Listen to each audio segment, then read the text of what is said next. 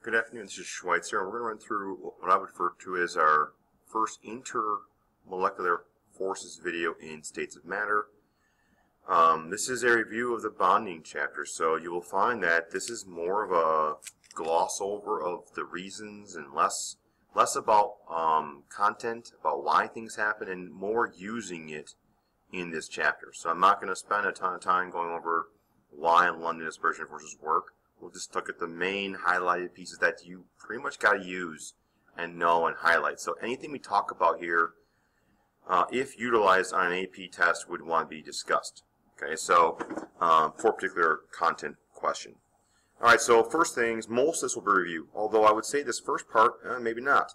All of this is kind of surrounded around what I would refer to as a decision tree.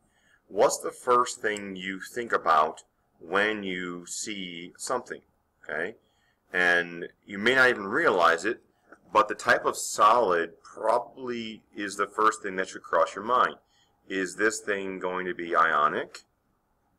Is this thing going to be covalent? All right?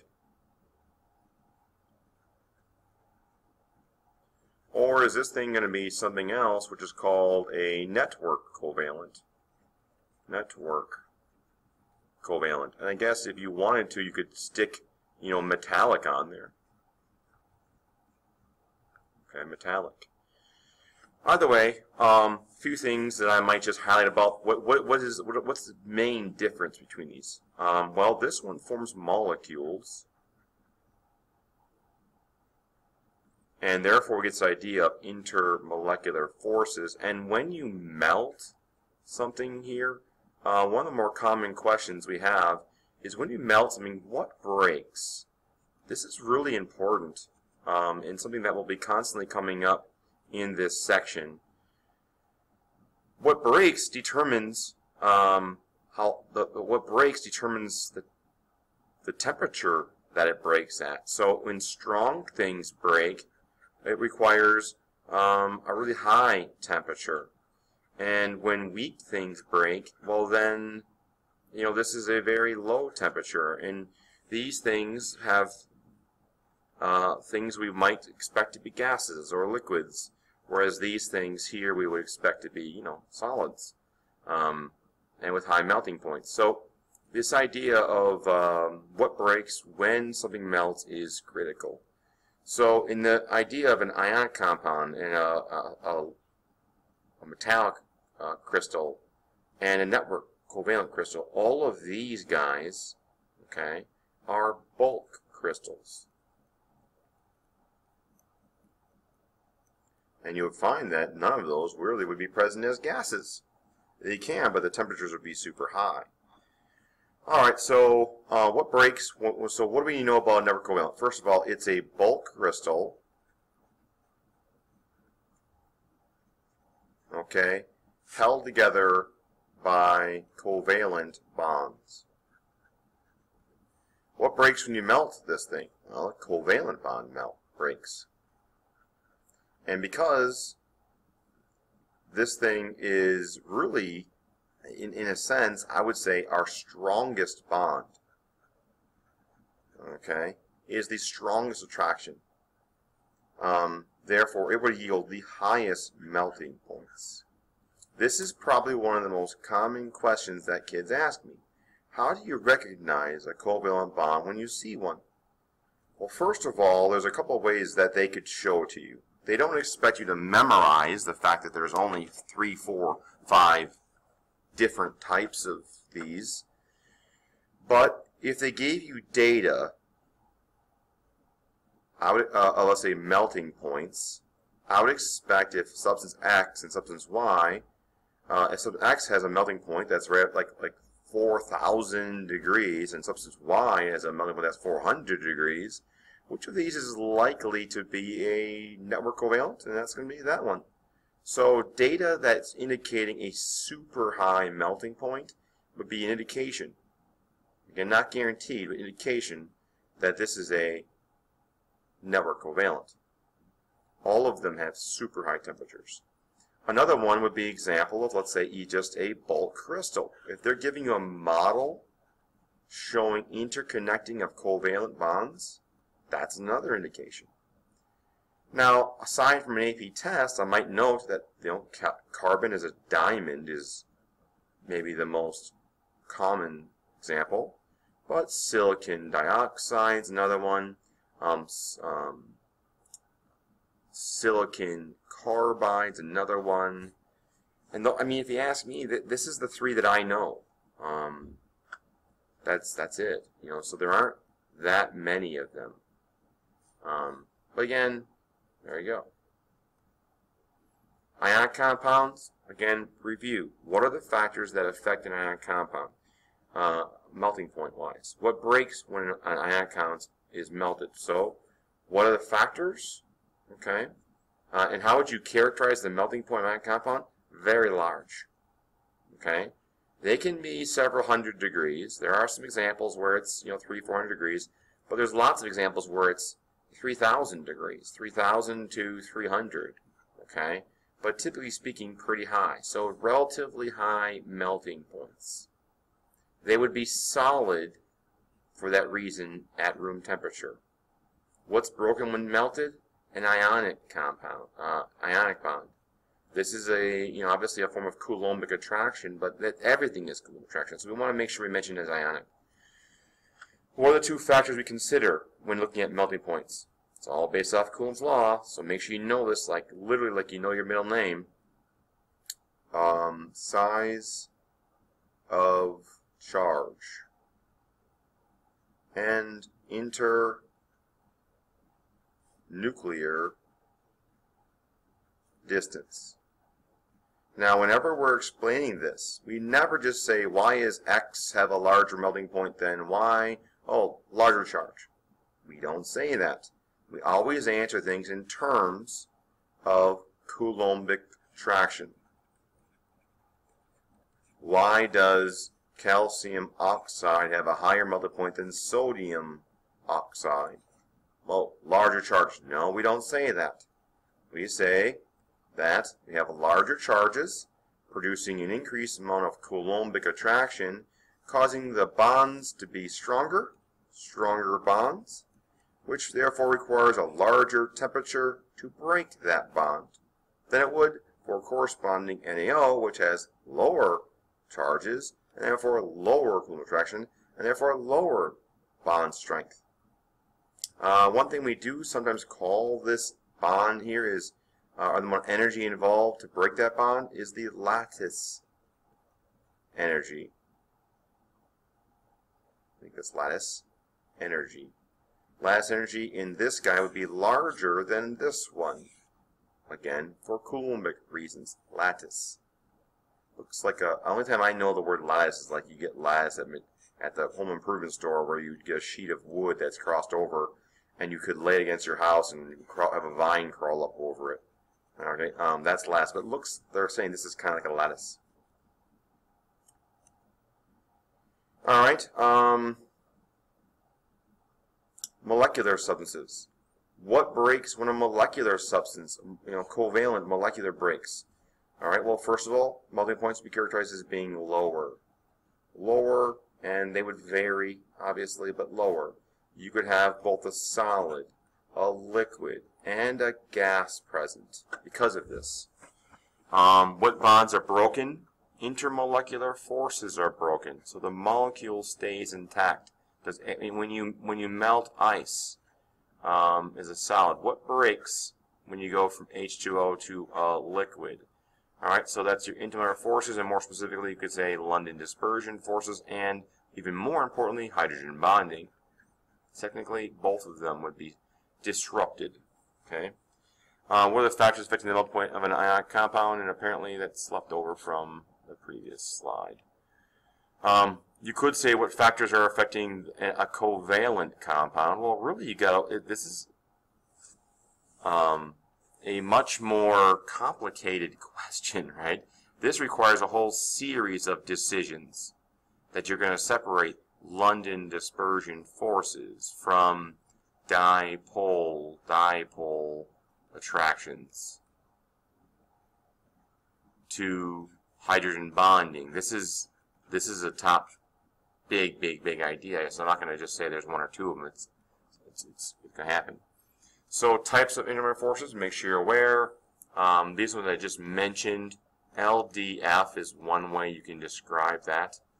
Ion dipoles most utilized when dissolving ion compounds in a polar substance, so don't forget about that one. So as I mentioned, this decision tree is immense. So big idea. Everyone could have their own decisions how they want to do it. One of them might be, how do I get a dipole moment of 0? Maybe that's your idea. And really, I could split it up, but I might just say, okay, it's about symmetry. Okay? Symmetry. If you have a symmetry, then you would have a dipole moment of 0.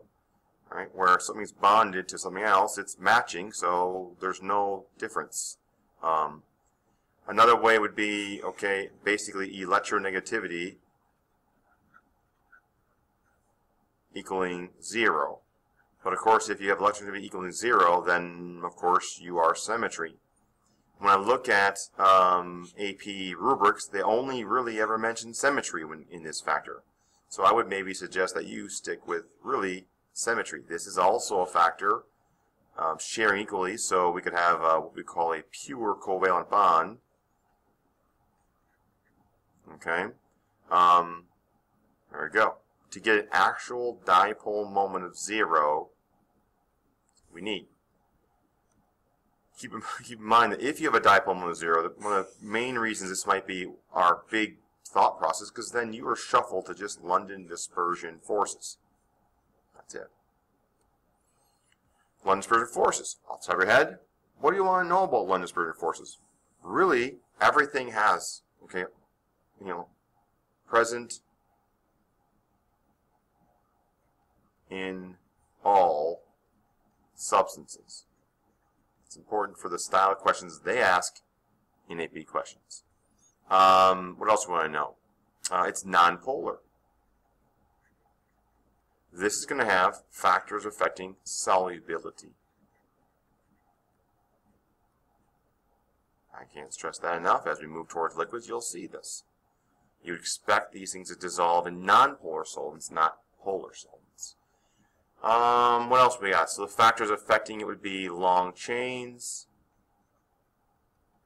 and number of electrons. Okay, the term describing this is polarizability. Very important term. Okay. What is this? It's, sometimes I refer to it as the Tippy-Canoe effect. Electrons get sloshed around. Sometimes because we live in Wisconsin, I sometimes describe this in terms of like a milk truck, okay? Where you got someone driving a milk truck. Just wish I could be a better drawer, like that one guy, whatever, on PBS, This is, so milk's in here, and it just gets, no matter what happens, it's constantly getting slushed back one way, getting slushed back the other way. If you look at it from the end, milk's constantly going to be getting back and forth, and we could have one situation where there's more milk on one side, and then 2 seconds later could be more milk on the other side. Electrons the same way. All of a sudden, especially if a negative charge or a positive charge came this way, man, electrons are going to be just drawn over here. Temporarily, they get slushed back later on when it's gone, but it can easily be a dipole can be easily and temporarily induced. So this idea that I just mentioned, that a dipole can be easily and temporarily induced, is called polarizability. How well can you induce a dipole? How easily can you induce a dipole? Okay? How easily can you slosh that stuff from one side to the other side? If this was sand rather than milk, much different. I mean, yeah, you could wiggle some of it over here, but not as easily as milk. Hydrogen bonding. Alright, so what affects this? Alright, 2 things. Well, first of all, to get a dipole moment, technically, okay, we need a few factors here. So one is symmetry. Maybe you decide that's going to be your first choice. And then, of course, we have electronegativity difference.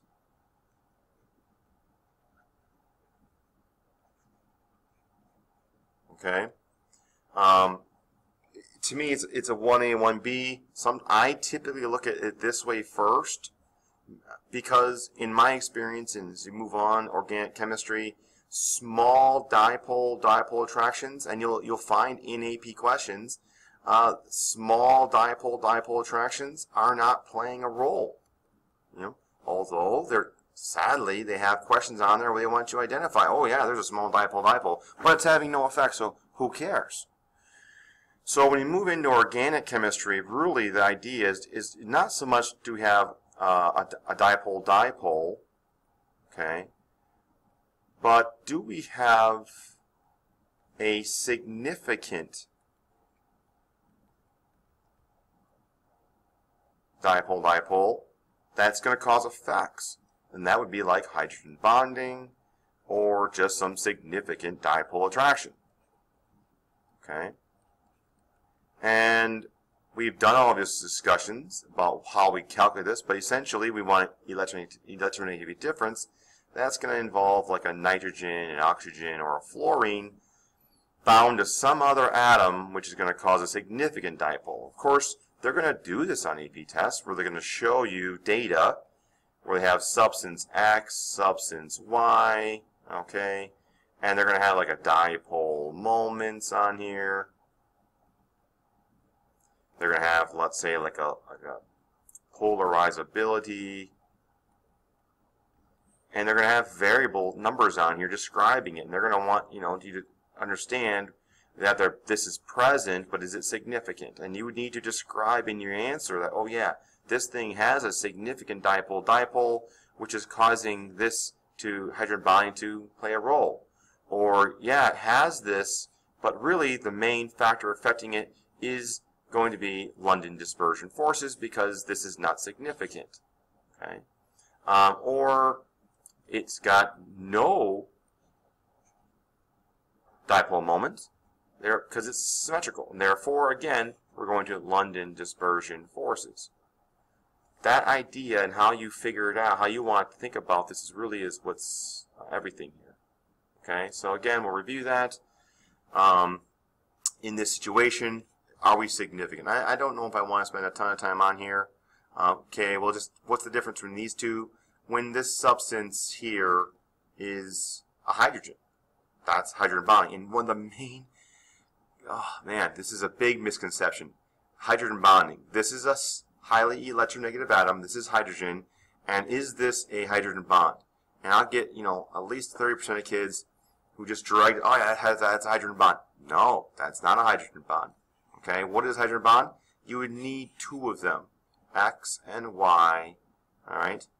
Covalent, this would be described not as a hydrogen bond, but a polar covalent bond, which is causing partial negative, partial positive, and I just need another one of these guys, where I'll have the hydrogen over here, and the unknown subs there, and then we're getting this guy.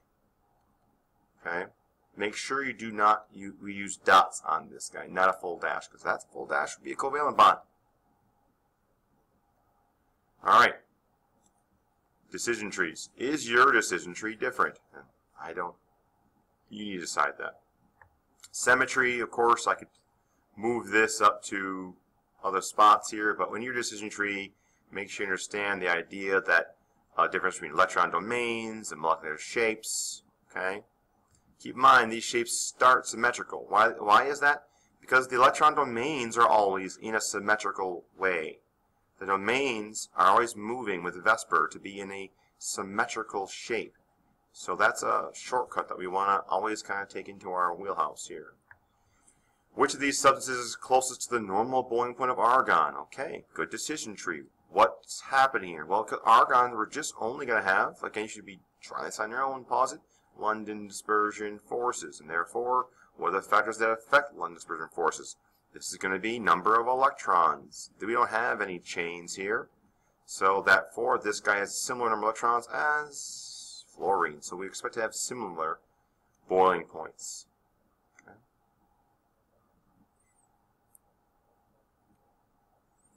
Alright, and we'll stop there for that at that moment. And we'll pick up here in a moment, just looking at more general decision tree type of stuff. Okay, run through a couple of examples. Thank you very much.